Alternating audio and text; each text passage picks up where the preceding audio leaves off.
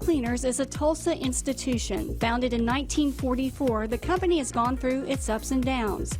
But it's the family's innovative thinking that has put them on top as a leader in the dry cleaning industry. Yale Cleaners opened its first location 78 years ago on Yale Avenue. I started working in cleaners when I was 10 years old. Judy ROTHROCK's father, Jim Stevenson, bought the dry cleaning business in 1959. My uncle joined my dad, and in years they ended up with about 22 locations at one point. They even built a new plant. Business was booming until the polyester invasion hit in the 1970s. We at that time had to close down half of our locations. And my grandparents even talked about moving into the facility and living there. They were so strapped. But Judy says it was her father's forward thinking that helped the company survive. Well, they tried to put the customer first. And what can we do to bring more customers in? What exactly is it that they want? And so they came up with the idea of same-day service. With the success of same-day service, the family continued to reimagine the possibilities. So we developed the state's first car hop.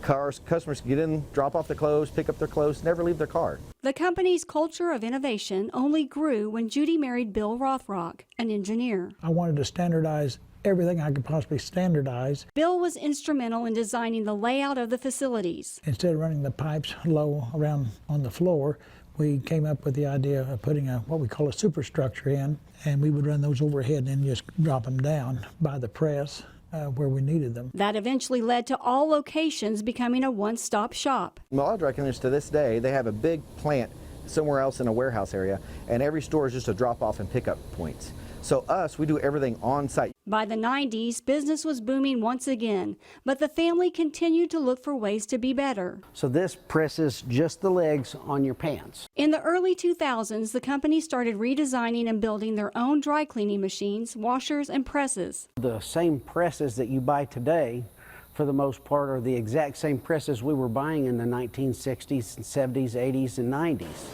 And so there's been very little changes in the technology behind it. By re-engineering the equipment like this press, they improved the quality of their service and cut down on employee injuries. So by automating that cycle, automating that press, they can hit just a button.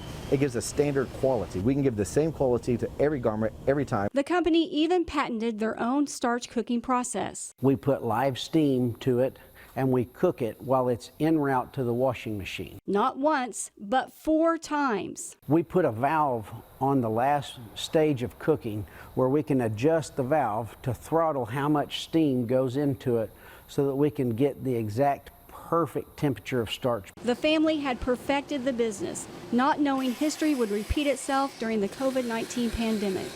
But with business down, they once again found a way to survive with the Yale Cleaners Plus app. You can drop off and pick up your clothes and never interact with a person. They even added new features you wouldn't expect in dry cleaning. Everyone's been to Starbucks, they've seen that order ahead. You pull up the app, you order your coffee, you get to skip the line when you get there. I was like, why can't we do that? They did. It's called On My Way. So when your clothes are in my building and they're ready to go, hit the On My Way button, alerts our team, we grab your clothes. They're staged in a special rack. When you get here, you skip the line. We have a lane just for you. Now they are taking that concept a step further with Dash Delivery, where you can get your clothes cleaned and delivered the same day. I really think that sets us apart. It allows us to better serve a customer. Okay, now I have to ask, what's with the white hats? What's the story behind that? Okay, now that's a sensitive one.